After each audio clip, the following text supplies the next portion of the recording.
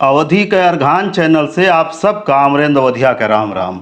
खीसा कहें अवधिया कार्यक्रम में आज पेश है खीसा मातृभाषा सुना जाए।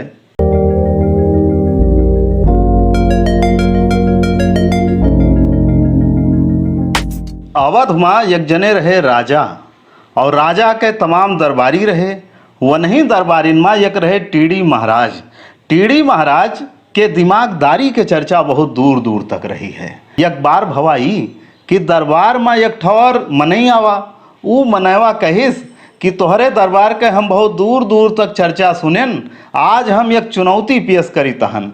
चुनौती का रही कहिस कि हम कई भाषा बोलब और जौन दरबारी बताए दे कि हमार मातृभाषा का आवाए हम मान लियब कि वो बड़ा दिमागदार है।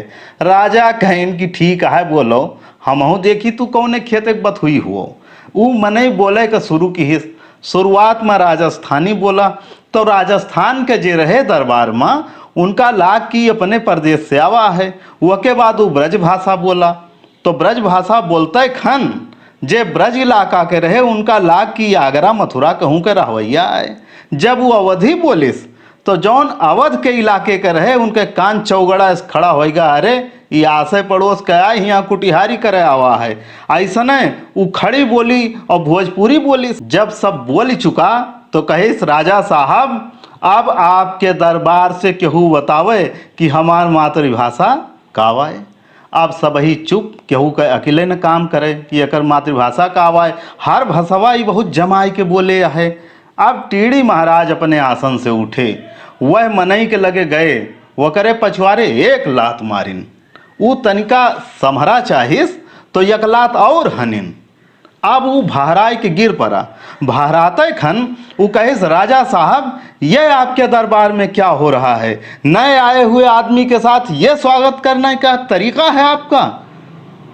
इतना सुनते खन टीडी महाराज मरकही मुस्की मारत आए कि अपने आसन पर बैठ गए। कहिन राजा साहब यह मनई के मातृभाषा आए, खड़ी बोली हिंदी। वो मनैवा हैदास खाएगा। आए के कहिस कैसे जाने हो? तो टीडी महाराज कहिन पहले तो माफ़ की हो, हम तुमका लाते लात मारेन हैं। बात यह है कि जब केहू कष्ट में हुआ है तो वो करे जबान से दूसरे भाषा के खोल उतर जात है और ओरिजिनल भाषा आ जात है करे जबान पे। ऊ मनई कहे लाग धन्य हो टीडी महाराज। दरबार के सभी जे रहा कहे लाग धन्य हो टीडी महाराज। राजो कहे लागे धन्य हो टीडी महाराज। यह तरीके से माहौल खुशनुमा होएगा और चुनौती हल कर दीन टीडी महाराज। भले तू अपन मातृभाषा भूल जाओ, मुला जब लात परे तब आपन मातृभाषा सुधियाबो, है ना भैया?